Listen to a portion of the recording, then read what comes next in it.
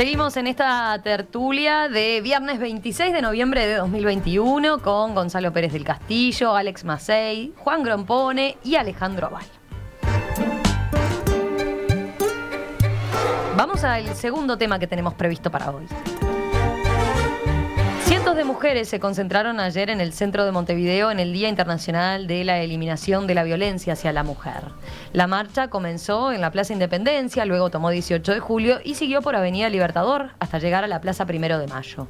La concurrencia estuvo mermada por la lluvia. De hecho, el colectivo Mujeres de Negro suspendió su participación y convocará a manifestarse otro día. Más temprano, en Torre Ejecutiva, el gobierno hizo una puesta a punto de las políticas para prevenir la violencia de género. Allí, la directora del Instituto Nacional de las Mujeres, del Ministerio de Desarrollo Social y Mujeres, Mónica Botero, recordó, con base en la segunda encuesta nacional de prevalencia de violencia basada en género de 2019, que casi 8 de cada 10 mujeres uruguayas declaran haber sufrido violencia de género a lo largo de su vida por su sola condición de ser mujeres, y que la violencia doméstica es el segundo delito denunciado en Uruguay después del hurto. Por otra parte, el Observatorio Nacional sobre Violencia y Criminalidad del Ministerio del Interior informó que hubo 25.622 denuncias por violencia doméstica en los primeros 9 meses del año. Esto implica una baja de 5,8 en comparación con el mismo periodo de 2020. De todas formas, se trata de casi 94 denuncias por día. Botero dijo que desde marzo de 2020 el InMujeres ha estado trabajando contra viento y pandemia para brindar atención a las 3.000 mujeres que cada año ingresan a los servicios de la cartera y a las cerca de 12.000 que consultan por año en promedio al teléfono de orientación a mujeres en situación de violencia doméstica, 0800 41 41. Además, Botero destacó que este año se pudo extender la atención telefónica, entre otras cosas. Pasamos a 24 horas el teléfono 0800, acabamos de abrir un centro 24 horas, refugio, en la ciudad de San Carlos. Vamos a duplicar el espacio donde se atiende en Montevideo. Estamos adquiriendo una nueva casa en Montevideo para la zona noroeste de la ciudad. Aumentamos 580 horas de servicios de atención psicosocial y legal a mujeres en situación de violencia, y pasamos en la atención a tobilleras que hacemos psicológica a los varones con tobillera, de atender en 12 departamentos, atender en 15, y tenemos el objetivo de que antes del final de esta administración se pueda llegar a los 19. ¿Quién quiere comenzar con este tema? A ver. Yo comienzo si quiero. Bueno, dale, Gonzalo. Bueno, primero, felicitaciones a Mónica Botero, realmente está haciendo un trabajo extraordinario.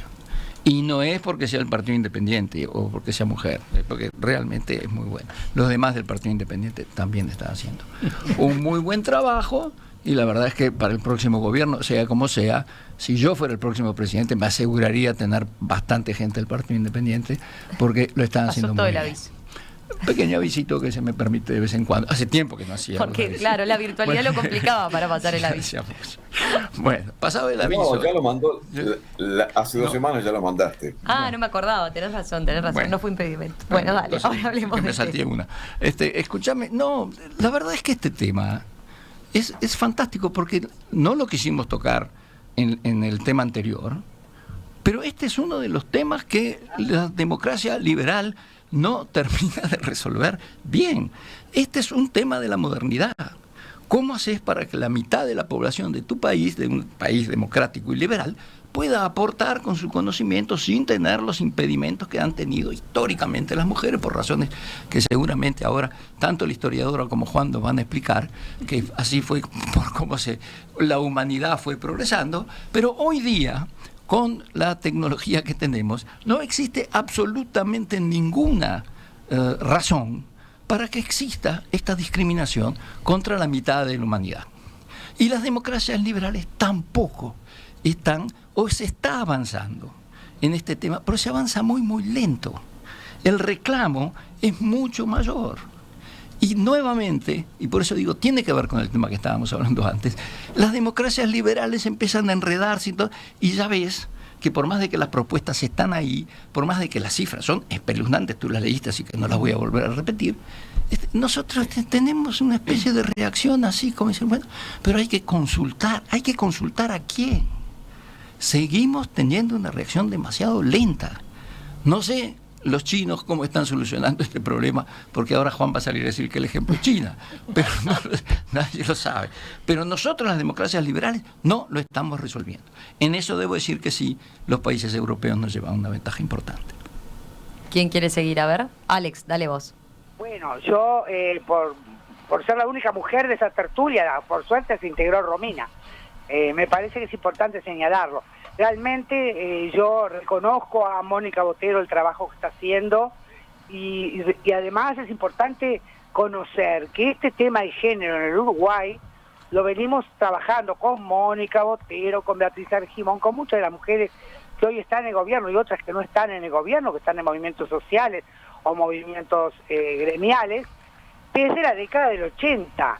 El análisis de género en profundidad con una conceptualización ideológica, demostrando claramente que las diferencias, las relaciones de poder desiguales entre hombres y mujeres no proceden de una cuestión biológica, sino que son una cuestión cultural, y que la educación en la conformación de los distintos roles de género han generado estos marcos de poder, ¿verdad?, de relaciones de poder. En Uruguay lo hemos trabajado desde hace muchos años y ha sido uno de los modelos de trabajo a nivel de todas las mujeres de todos los sectores políticos, y eso ha sido muy importante. Todos fuimos construyendo esta nueva conceptualización. Como dice Gonzalo, es cierto, esto, como el desprecio por los intelectuales, como el desprecio por la ciencia, como el desprecio por las vacunas, como el desprecio por el conocimiento, forman parte de esta nueva derecha con la que quiere combatir. Pero ¿cuál es el problema que tiene que ver con la violencia? Bueno, identificado que en el marco de los sexos hay relaciones de poder desiguales, y estudiando con los aportes de Foucault y de otros autores, lo que podemos advertir es que en la medida que el movimiento va creciendo, y yo creo que en Uruguay ha tenido un avance sustancial en 10, 15 años, en la medida que va creciendo, ¿qué va pasando? Los que tienen el poder, quienes dominan, cada vez sienten con más riesgo y con más irreverencia este lugar de respuesta de las mujeres. Como decimos siempre, ¿por qué causó tanto impacto la rebelión de Espartaco? Porque cuando los inferiores se sublevan a los superiores, ahí entonces las cuestiones empiezan a preocupar. Y en este caso pasa un poco lo mismo. No sé si hay más denuncias o menos denuncias, seguramente hay más denuncias, pero no sé si hay más violencia o la violencia es la misma. Lo que ocurre es que dentro de esa construcción conservadora y patriarcal de que hablábamos de las derechas radicales, estaba prevista la dominación del hombre por la mujer, como la dominación del rico por el pobre, como la dominación de los alfabetos frente a los analfabetos, de manera que esas relaciones de dominación y no de cooperación se están empezando a romper con los trabajos de medio ambiente, etcétera.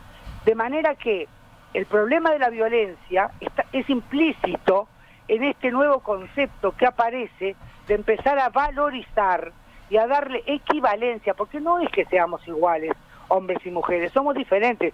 Y yo digo, como mujer, por suerte. Pero lo que sí queremos, y lo que sí estamos reivindicando, es la equivalencia. Y hemos podido demostrar en la sociedad, en los distintos lugares que nos ha tocado ocupar, que tenemos indudablemente condiciones para poder ser equivalentes, que no lo somos en esta sociedad. Y aún en los cargos de poder.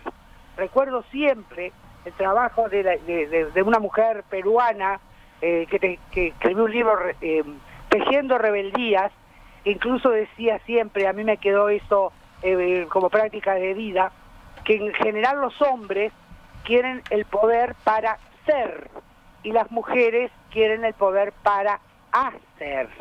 Y en este caso ubico ahí a Mónica con todos estos proyectos que está llevando adelante. Pero creo que tienen que ver con esto, más que con que se haya incrementado, porque pensemos en Delmira, ¿qué le pasó?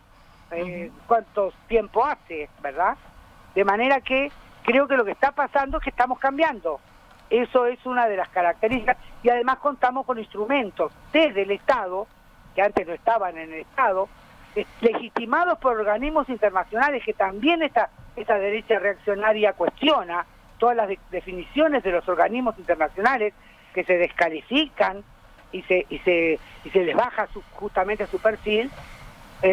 Esto ha sido de algún modo una de las características de esta sociedad. Le llaman el marxismo de género las derechas más conservadoras.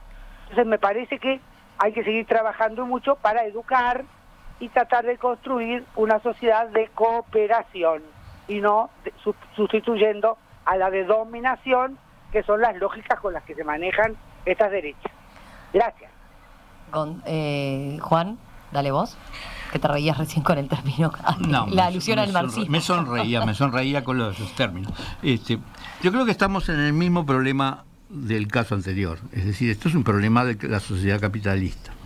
Las sociedades precapitalistas, las sociedades feudales y las sociedades esclavistas eran patriarcales. Es decir, el capitalismo en fases avanzadas comenzó a romper la sociedad patriarcal. Es decir, eso siempre yo he escuchado muchas veces diciendo, no, porque el capitalismo patriarcal, etcétera, etcétera. Sí, el capitalismo patriarcal por herencia de las sociedades anteriores. Lo que está haciendo, está rompiendo el patriarcado. Está rompiendo, pero es un proceso lento y dificultoso. Pero en realidad el capitalismo es antipatriarcal. Y es antipatriarcal por una cuestión muy simple. Por empezar, la sociedad capitalista comenzó por introducir a las mujeres en el trabajo. Es decir, la revolución industrial, una de las primeras cosas que hizo es introducir el trabajo de la mujer. Y al introducir el trabajo de la mujer es inevitable introducir la educación de la mujer. Porque, es decir, una cosa es tejer con 2 agujas y otra cosa es manejar un telar, ¿no? Entonces, luego de eso, luego la educación de la educación de la mujer educada empezó a reclamar el derecho a voto, y entonces ocurrió todo el movimiento de sufragistas que logró triunfar. Es decir, en la mayoría de los países, excepto algunos muy, muy retrógrados que todavía quedan, las mujeres tienen el derecho para votar. Y finalmente, la independencia económica y la posibilidad de trabajar por su propia voluntad, no en una fábrica como una parte de un engranaje de producción. Es decir, la independencia económica también es mucho más reciente. Es decir, la posibilidad de que la mujer tenga propiedad propia, pueda tener una cuenta bancaria, pueda disponer de su dinero y de los ingresos, ¿no? Todo eso son conquistas que han llevado un siglo larguísimo a la sociedad capitalista. Bueno, se ha avanzado mucho y todavía falta mucho. Es decir, porque es evidente que todavía se mantiene una diferencia de salarios, que algunas profesiones todavía están restringidas para el uso de las mujeres, y también avanza lentamente ocupar los cargos de dirección en la producción y en la política. Todo eso es evidente. Pero eso es evidente, pero es inevitable. Es decir, esto va a pasar, va a seguir pasando, ¿no? Es decir, va a seguir pasando porque esto está en la lógica, lo que necesita la sociedad capitalista. De acuerdo. Alejandro. Bueno, yo reivindico que el proceso de nuestro país en ese sentido, y se vincula capaz que con el tema anterior, ha sido bastante bueno. Piensen que primero se logró en el siglo XIX, que en realidad comienzo del siglo XX, que todos los ciudadanos pudieran votar, no solo los propietarios, en Uruguay me refiero, ¿verdad? No solo los analfabetos quedaban afuera, también se logró que los analfabetos pudieran votar. Se logró para la mujer el divorcio por la sola voluntad. Fue una reivindicación para mejorar la situación de la mujer, allá por el año, 1910. Se logró el voto para las mujeres. Ustedes dirán, bueno, es obvio. No es obvio. Fue el primer país de América Latina, creo, en que la mujer pudo votar. Se comenzó a incluir a las mujeres primero en los estudios secundarios. Nuestras abuelas, en el mejor de los casos, tenían enseñanza primaria, pero no llegaban a los estudios liceales. Se logró el ingreso a la universidad, hasta tal punto que la mayoría de los estudiantes de las universidades son mujeres, la inmensa mayoría, en casi todas las especialidades universitarias. Se logró la ley del 46, por la cual finalmente la mujer logró tener un control, llamémosle patrimonial, exactamente igual al que tenía el hombre. Antes dependía del hombre. Fíjense que hasta el año 1996, en el Código Civil, 1996, se decía, aunque no se practicaba, que la mujer soltera no podía irse de la casa sin permiso de los padres hasta los 30 años, o alguna edad aproximada, creo que eran 30 años. Una cosa de locos, pero bueno, también se derogó. Es un proceso lento, sí, es un proceso lento, y todo lo que han mencionado Alex, Gonzalo, va en el sentido de ir permitiendo la igualdad de oportunidades, para decirlo de una manera sencilla, entre las mujeres y los hombres. Que, como dijo Alex, no somos iguales, pero bueno, por lo menos tenemos que tener derecho a igualdad de oportunidades. Pero dentro de todo este marco, lo que es increíble es el azote de la violencia contra la mujer, que sigue existiendo. Eso es increíble, ¿no es verdad? Es una cosa asombrosa. ¿Cómo se puede mejorar eso? Bueno, creo que con la formación, que desde pequeños debemos tener los uruguayos, hablando de Uruguay, ¿eh? Y con inculcar valores en los cuales tiene un papel preponderante la igualdad entre las mujeres y los hombres, ¿eh? Y de todas maneras, en algunos casos hasta se ha avanzado demasiado, y lo digo al pasar y no sin gracia, pero cuando uno piensa, por ejemplo, en algo muy obvio que a mí me desconcierta un poco, en el Ministerio Público, los fiscales, ustedes habrán visto que prácticamente todas las intervenciones de los fiscales que aparecen en la televisión son mujeres.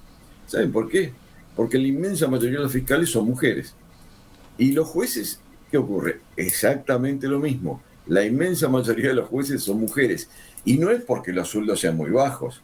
Eso no tiene nada que ver. Los sueldos son muy altos en comparación con el promedio de los egresados, por ejemplo, de las ramas del derecho. Pero, ¿se ha avanzado demasiado? No, eso no es avanzar demasiado. Ese es un fenómeno aislado que de repente habría que enfocar. Pero me sigue doliendo muchísimo la increíble cantidad de casos de violencia que en el seno familiar en particular se presentan contra las mujeres en el siglo XXI, a la altura que estamos ahora. Permitime, Alejandro, citar la cifra nuevamente. Hubo 25.600 denuncias por violencia doméstica en los primeros 9 meses del año. Casi 94 denuncias por día. Y según Botero, a la policía se hace una denuncia cada 13 minutos, que no llega a los otros órganos necesariamente. Pero bueno, eso es terrible. Ahora, se han dictado algunas leyes contra la violencia sexual o de género contra las mujeres, que están muy bien intencionadas, creo que tienen unos cuantos defectos técnicos, pero bueno, eso no es para discutirlo ahora. Sí habría que mejorarlas, y mejorarlas en su aplicación, e incluso en algunas disposiciones que se contienen las mismas. Pero bueno, todo eso ha sido un avance, y es un proceso paulatino, pero yo creo que el papel, como miramos a las mujeres, por lo menos nosotros, a esta altura de nuestras vidas, es bastante distinto de cómo miraban, quizás con un afán paternalista o muy protector, los hombres hace 50 o 60 o 70 años. Pero hace 70 años había igual niveles de violencia contra la mujer que ahora. O capaz que había y no lo sabía. Claro, lo que pasa es el nivel de registro y de denuncia seguramente era completamente distinto, ¿no? A ver, Alex, que... Yo creo y comparto lo que decía Alejandro, y indudablemente que lo que decía Juan también, y lo que decía Gonzalo, pero creo que una de las cosas que ha cambiado sustancialmente no es solo el lugar de las mujeres, porque las mujeres sufragistas reclamaron su derecho al voto, pero su condición, por eso nosotros advertimos una diferencia entre lo que es la situación y la condición. No todas las mujeres que llegan a los cargos de poder operan desde una perspectiva de género. Este tema de la equidad, que es un tema cultural y que tiene que ver con que valen lo mismo hombres y mujeres, no tiene solo que ver con los lugares que se ocupan, sino que tiene que ver también con la construcción social de las relaciones. aún en la vida cotidiana y aún en la familia. Creo que en ese salto revolucionario es en el que estamos más cerca ya. No es solamente el lugar que ocupa la situación, sino la condición de la mujer. Las mujeres empezamos a trabajar afuera, pero seguimos haciéndonos cargo de lo doméstico. Bueno, hay quienes Seguimos desde la haciendo audiencia cargo de los dicen niños. eso, ¿no? ¿Perdón? Que hay desde la audiencia quienes, a partir de que salió el tema de la mujer en el mercado laboral, dicen, bueno, pero no se olviden del otro trabajo, ¿no? Del no remunerado. Y, por ejemplo, tomo incluso a partir de lo que decía Juan, un mensaje de Paula que dice, ¿cuál es la calidad del trabajo de la mujer que introdujo el patriarcado? Fue de segunda categoría, menos remunerado. Es como decir que el proceso de abolición de la esclavitud dio garantías de igualdad a los esclavos liberados. Eso fue una necesidad del capitalismo, no un acto de generosidad, dice Paula. Sí, claro. Sí, bueno. Eso fue al principio, es decir, pero después- ahora pero- cuando las mujeres primer ministras o científicas de premio Nobel, esas son otra cosa, ¿no? Todo tiene un comienzo, ¿no? Yo creo Pero que... Juan, hay mujeres primeras ministras que operan igual que los hombres primeros ministros, por lo cual el cambio justamente del ingreso de la mujer a la sociedad y a los cargos de poder tiene que ver con una construcción diferente del vínculo y tiene que ver con una relación diferente, que tiene que ver con la equidad, que tiene que ver con no solamente con ocupar el cargo, sino que en cómo se ocupa el cargo. Me acuerdo siempre que decíamos, ¿qué pasa con la Thatcher, por ejemplo? Es feminista, ocupó el primer lugar, pero ¿dónde están los componentes feministas que tienen que ver con la equidad, que tienen que ver con determinados valores que hacen a la equidad? A veces las mujeres en los cargos de poder lo que hacemos para sobrevivir es acercarnos más a las conductas masculinas, ¿verdad? En horarios, en discursos, en temarios, etcétera. Y entonces eso nos generan estos cambios sociales por los que hoy estamos luchando. Esa equidad que decimos, esa equidad cultural, tiene que ver con otra dimensión, que es la construcción de sujeto. La construcción de sujeto independiente, la construcción de sujeto que se siente igual al otro. Y no el sujeto que va con el marido y le preguntan, ¿qué vota? Ah, pregúntele a él, porque en mi casa hacemos lo que dice mi marido. No, A ver. Bueno, Pero yo los quiero, dos. A ver, dale, Juan. recordar a Catalina la Grande, que es así, era mujer, se comportaba como mujer, mandaba más que su marido, inclusive le hizo un golpe de estado a su marido y lo echó, en fin. Así que hubo mujeres que se comportaban como mujeres, y pienso que por lo menos es discutible como si Thatcher se comportaba como mujer, como hombre o como qué, ¿no?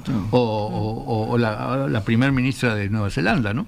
exacto. Cinda, a ver. No, a mí me parece que esto es una fuga hacia adelante, como decía Mao, pero tenemos que emprenderla juntos, hombres y mujeres. Yo estoy a favor de que esto se convierta en una... Claro, cuando tú tratas el caso de la violencia doméstica, en la mayor parte de los casos efectivamente es el hombre que ejerce la violencia contra la mujer. Cuando tratas el acoso en la calle, el acoso sexual, el acoso laboral, en la mayor parte de los casos es el hombre que... Ese hombre tiene que modernizarse. Pero yo creo que el proceso es hacerlo juntos, el proceso no es hacerlo uno contra el otro, porque creo que ahí no se gana nada. Es más, a mí me parece que hay discursos feministas que en vez de ayudar a este proceso de evolución conjunta, dan marcha atrás o por lo menos generan reacciones que para mí son malas, son nefastas. Yo en esta tertulia varias veces me he identificado como feminista y lo creo y lo soy. Ahora tengo muchos amigos que me dicen, enojados además, vos sos un falso feminista. Pero no soy un falso. Yo lo que pasa es que considero que es importante que esa fuerza para el cambio venga de las mujeres, porque son las que tienen valores que reivindicar. Entonces es evidente que es mejor que lo hagan ellas. Pero que nosotros, los hombres, tenemos que darnos cuenta que esto no es un ataque a nuestra virilidad. Esto es un esfuerzo por generar juntos una sociedad mejor. Y la prueba está de que todos los países más desarrollados del mundo y donde hombres y mujeres viven mejor, son los países en que la mujer se ha liberado más. Claramente. Es decir, que esto es una cosa beneficiosa para todos. Ah, ¿me cortaste cuando estaba hablando? No, en absoluto. ¿Cómo me vas a... Si traen una mujer para que no me corte cuando estoy hablando bien de las mujeres? Por una cuestión de feminismo.